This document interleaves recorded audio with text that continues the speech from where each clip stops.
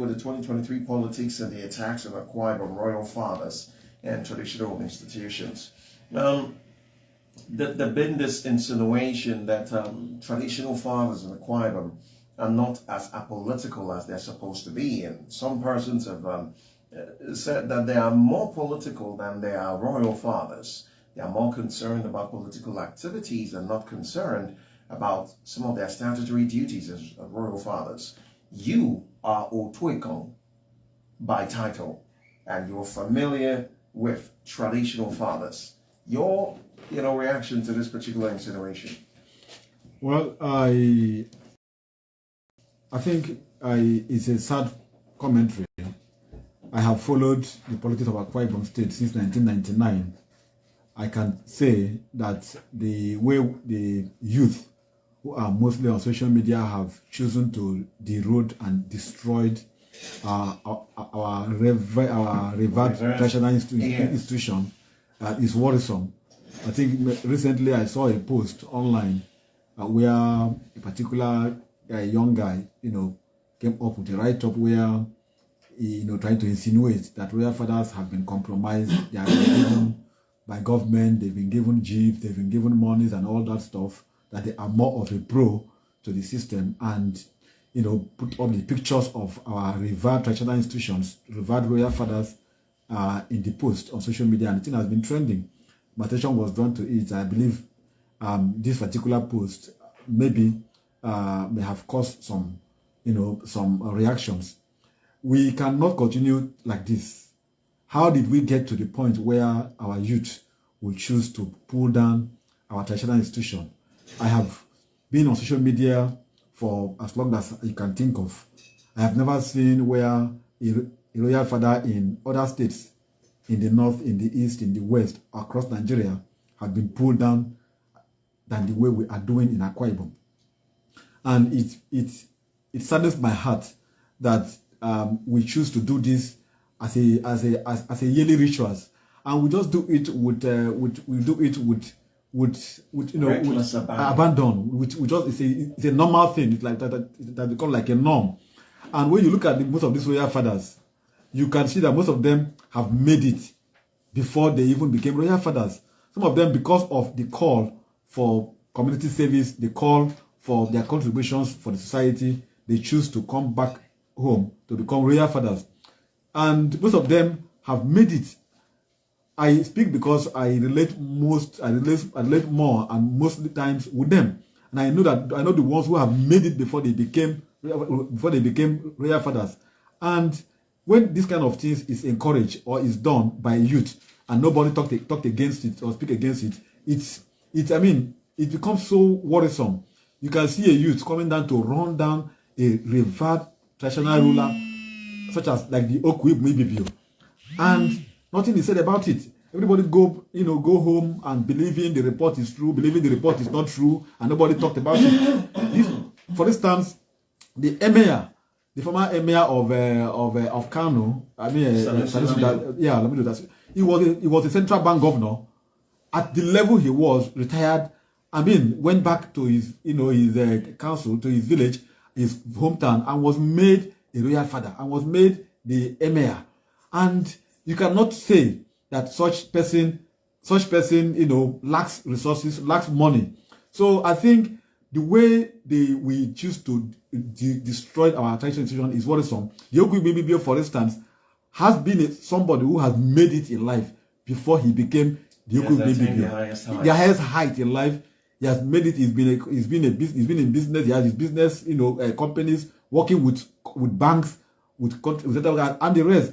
And seeing such kind of a report, bringing him down to the level of saying that he's being given pedagogy. What is pedagogy to such a person who had made it in life? And when such a report is made, I expect that the Ibibio sons and daughters should come up to protect this tool. It's not about the occupant. It's about the institution. It's about this tool. Why I am particularly concerned is because if we continue like this, we will be heading to a point where we will not have a king.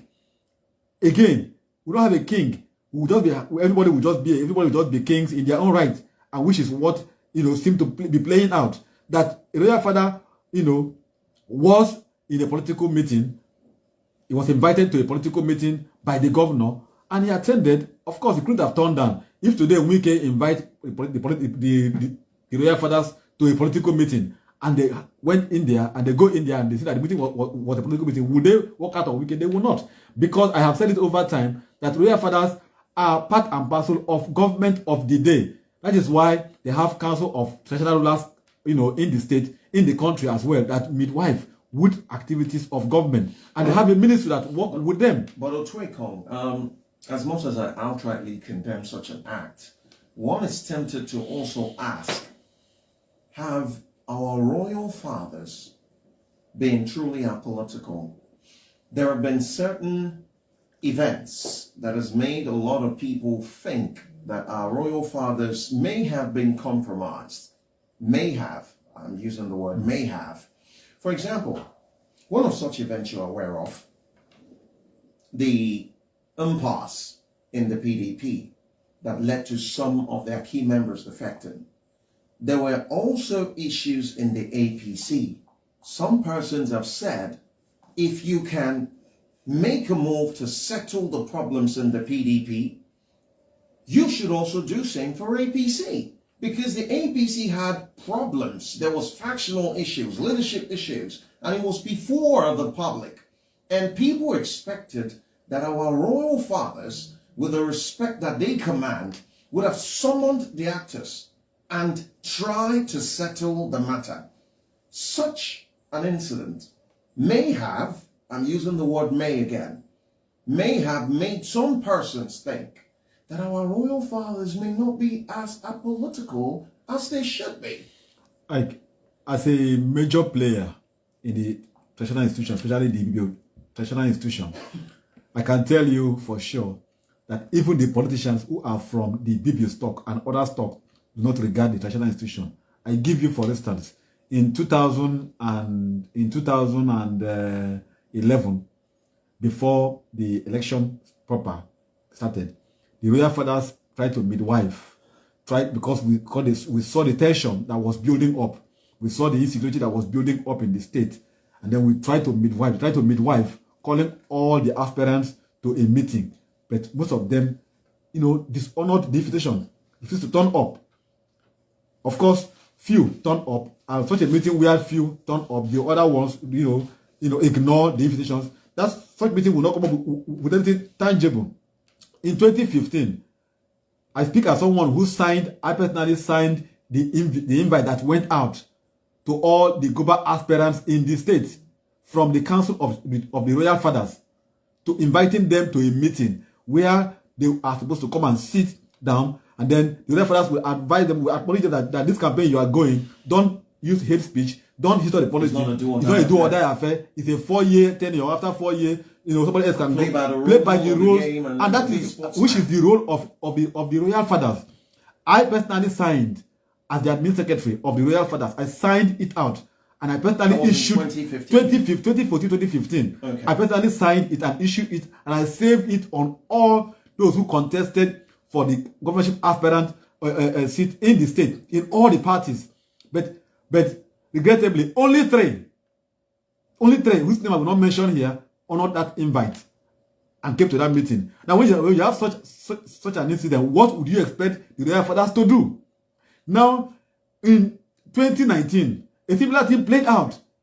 I was also in the picture, trying to see how to bring in the aspirants to a round table with the Royal Fathers, but they also ignored. They also snubbed the traditional institution. They ignored it.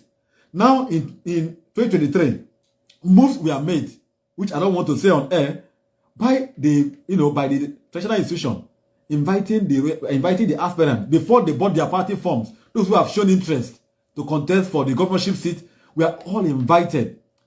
I don't want to mention name and those who turned up.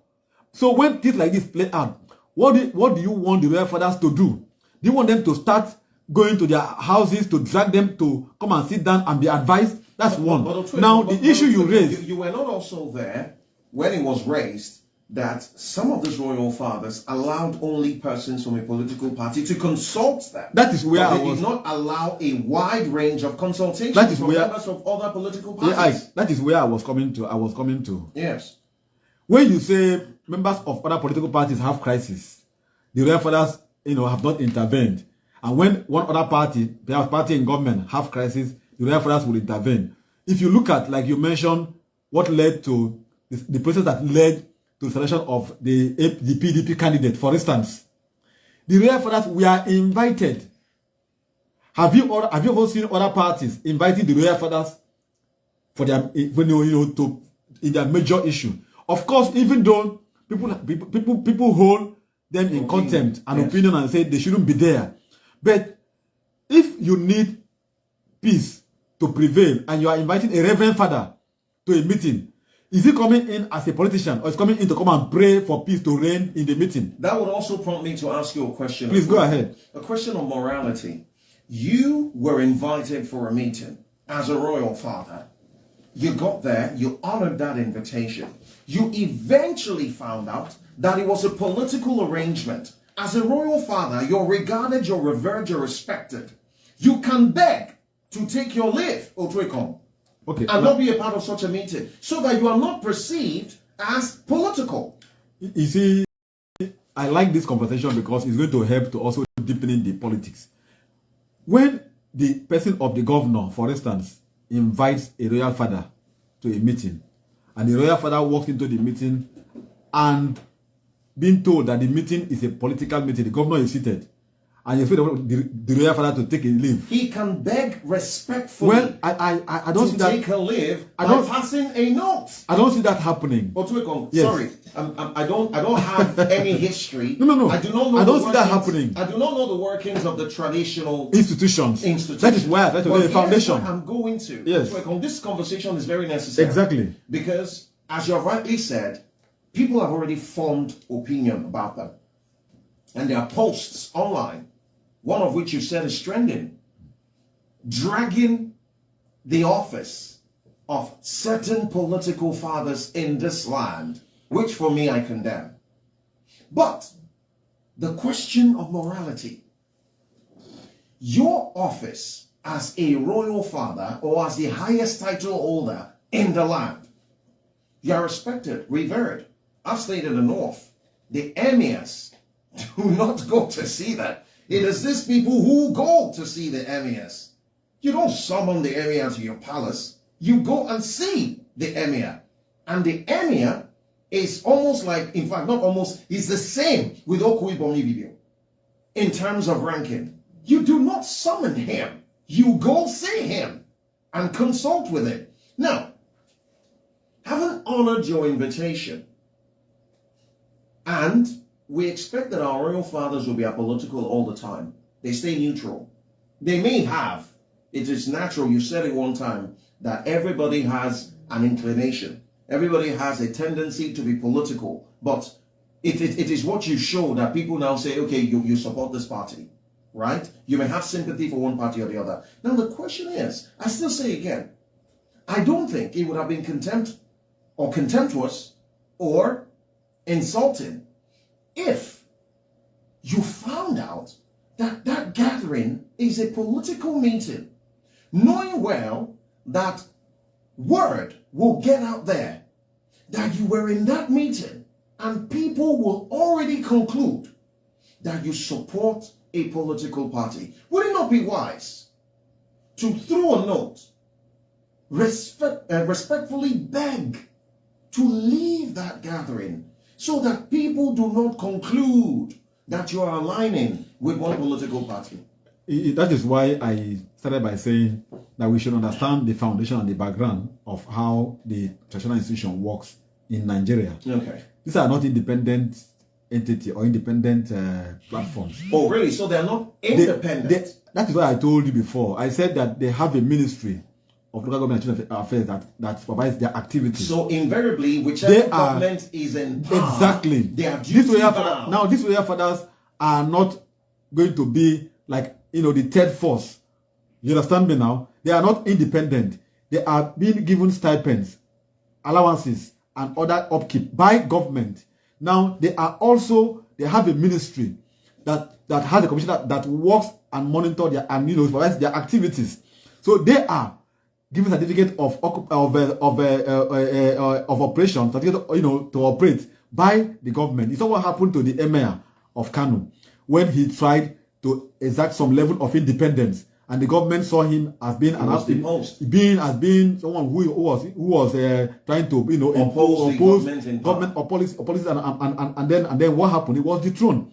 It happened. So this is what I'm saying. It's not what Wike said to a royal father, first class chief, in a conference. I saw that. And blasted him and told him, he nearly asked the man to walk out of the meeting. Yeah, but so I'm just giving you a picture. That is because we, in this part of the region, we do not respect our royal fathers. That is where I'm coming to. We should not be calling them for meetings. We should be going to see them. That is what where I'm coming to. When the institution have been so reduced by the politicians and the power that be, it makes them become like helpless.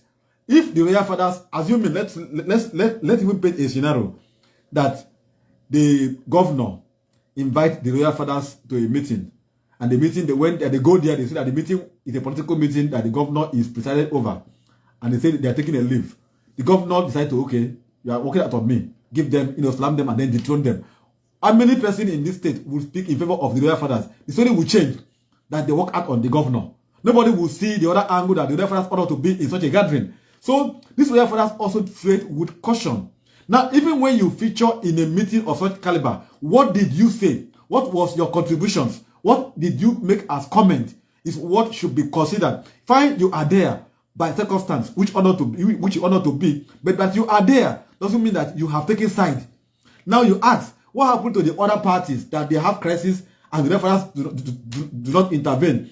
Have they even approached the royal fathers? Even when the royal fathers invite them, do they turn up? Were they invited? I'm just giving you an instance. I'm giving you instances from 2011, 2014, 2015, 2019. I played major role in these 3 dispensations. And I can tell you for sure that we always invite them, but they will ignore, they will snub, because they will look at it as these referees have no role to play in giving them their victory. That is the way they treat the traditional institution. And so when this happens, it now makes them to become helpless. How then would they play a role in midwifing peace? Because every contest, you will have crisis. These persons have royal fathers in their domain who can call them and say there should be no crisis, there should be no war, there should be no conflict. But I have said before, these royal fathers seem to be helpless because we don't have a law that says these royal fathers, their stipends come from the source and make them independent. Even when we seem to have House of Assembly that ought to be independent, they still depend on the government for funds. Even when you have a judiciary that ought to be independent, they still go to the governor for funding. So this is where we are. So at this point, it is wrong for the youth of Akwa Ibom State to begin to take to the media to derode the institution, to destroy our monarchs. I have not, even though the monarchs in other states have the same fate, the same kind of condition, I have not seen any of such kind of attack on their royal fathers by the northern youth, by the youth in the west, youth in the east. Why is it youth in Akwa Ibom only that is on the media, descending on the royal fathers, dragging them down and destroying the traditional institution? The thing that I'll say to this before we leave this matter and then move to the other matters is it is because over time we have given the stool to some of these persons who solely depend on handouts. That is from why whichever government is in place. That is now, why if you and I agree, okay, which a lot of persons who are listening to us will attest to, that you cannot summon a traditional ruler in the north. You will have to, even the president comes, the president will go to the emir's palace. Until we begin to give independence, until we begin to give reverence, until we begin to isolate politics from the traditional stool, our traditional rulers will continue to suffer the same fate. I agree with you, but I want us to understand this. A child that always carried the father and grow up will always be inheriting curses. You cannot, you wouldn't know what you are doing to your posterity, to your destiny as a youth, going online to derode and destroy your traditional institution and your elders, to even say. Because one thing about internet, it doesn't forget. It keeps record. It will remind you that this is what you said. And if you have conscience, you should begin to do atonement. You should begin to seek repentance. You should grow up to the point that you don't go to the media to insult your own father. Put it that your father was the one who was the royal father. Will you be the one to go to online and blast, and attack him and call him names? You will not, because you will fear that people will say this one is a cursed child.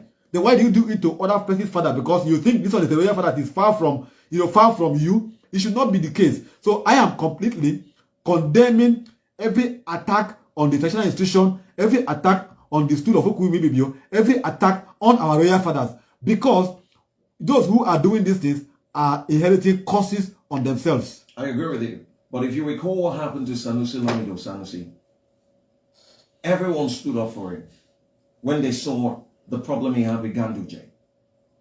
Sanusi stood up for something. Yes, he's always had that spirit of activism from time, even as a CBN governor. He's always had that activism as a part of him. What is wrong with Otuekong? We should make history. What is wrong? I agree with you. Everything we're saying is correct. We're trying to change the narrative so that people don't think it's something that is normal. But what is wrong if a traditional ruler breaks that record and say that is why the people that we give this stool to, they should have jobs. That is what I said.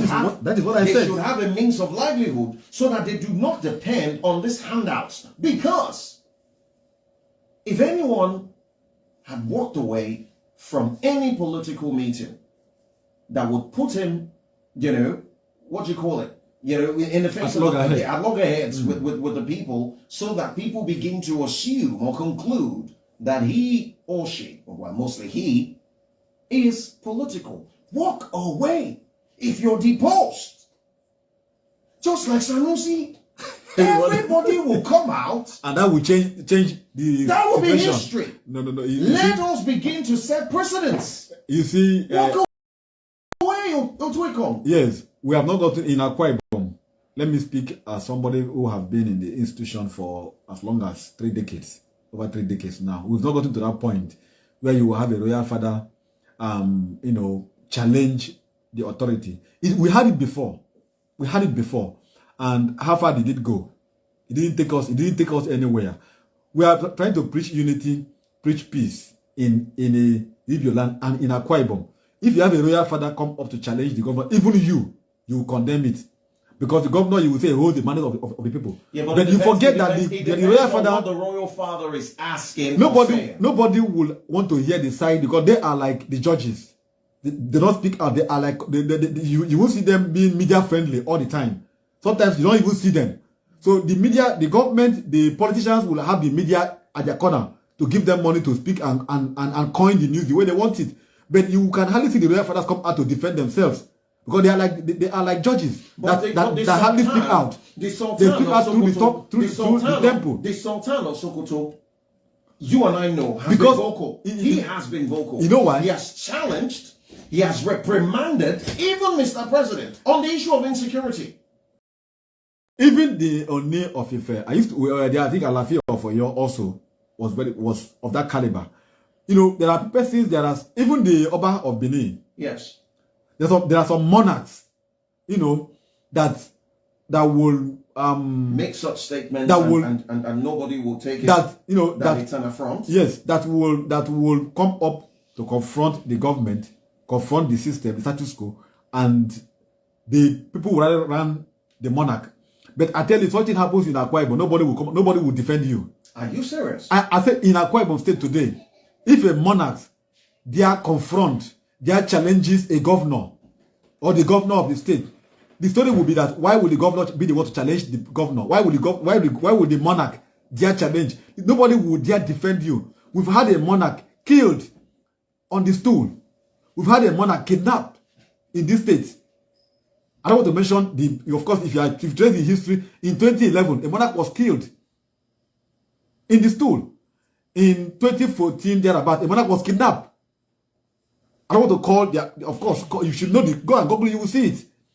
So the system we are operating here, we're not operating a monarchy system, by the way, like you have in Benin, like you have in the Oshogoto and Oyo and the rest. Yeah. Here we are operating a system where the governor is the alpha and the omega, democratic system where the governor speaks.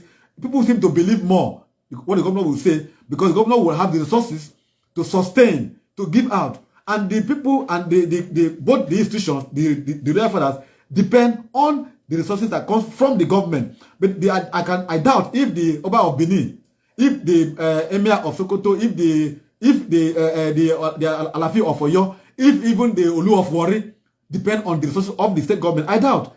So this will make them to become truly, independent, that can come out to say, no, this is not so, and everybody will run around him. Go and see how their palace are being honored. Even the governors prostrate before them. Yeah. Go down before them. But here, the story is different.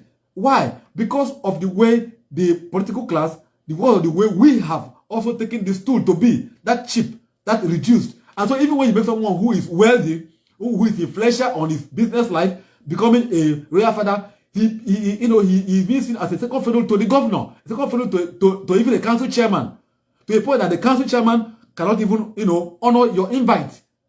So this is where we find ourselves. That said, it is wrong for anyone to go on the media to attack the royal institutions, to attack the monarchs that are in their own right trying to midwife for peace in the state. If you consider that what they are doing is wrong, you can approach them. You can go to them and talk to them. What I'm saying here, you will see the monarch come out to speak out, because they are like judges in the court. The judges only speak through their ruling. You will see several media reports. Media reports will come out blackmailing the judges that they are compliant. You will see them come out to defend themselves because they are not supposed to speak out, but they are only to be heard by their rulings. So that is what is happening in the traditional institution. So my advice to our youth: please don't take courses to yourselves by descending, by attacking, by using the media, the social media platform that you know. Does not forget to attack and derode our traditional institution, because you are indirectly inheriting curses upon your life unknown to you. I think we should begin to ask for true autonomy. I don't know when that's going to happen, but we should begin to push through the various houses of assembly. There was a time, people like us, there was a time we canvassed that we should have fourth-tier system of government, where you have the federal government, state government, local government, and the national council as a government. That is what we canvassed for. But this didn't work out in our constitution. In fact, these referendums don't have a role in the constitution, no role to play.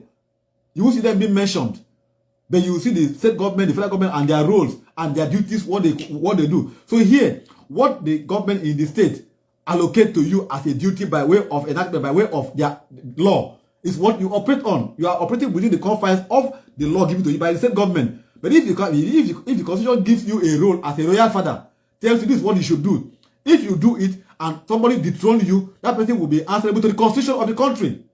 So that is why the royal fathers are like helpless, because they are in a fix.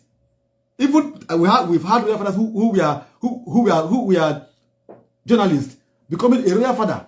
But at that point, once you are given oath of office, you are abide by the traditional ruler's edict that governs your practice and your utterances. You are seen as being part of the government. You defend government policies. You can only advise government, and advice is not meant to be accepted at all the time. Governor can choose to accept your advice or reject it. And you don't put your advice. And you don't put it, of course, on social media. And you don't go and say, I advise the governor, he didn't take it on the media. You will be called to order, because the law that you swore to uphold has spelled out your role and gives you the limit to which you can go. Well, let's hope for better days that all of this will change. But until then, I mean, it's sad. Let's condemn what is happening. It's sad. Yes. It's really sad. That will take us to the next issue of discuss here, still in the Akwa Ibom state. This morning, while reviewing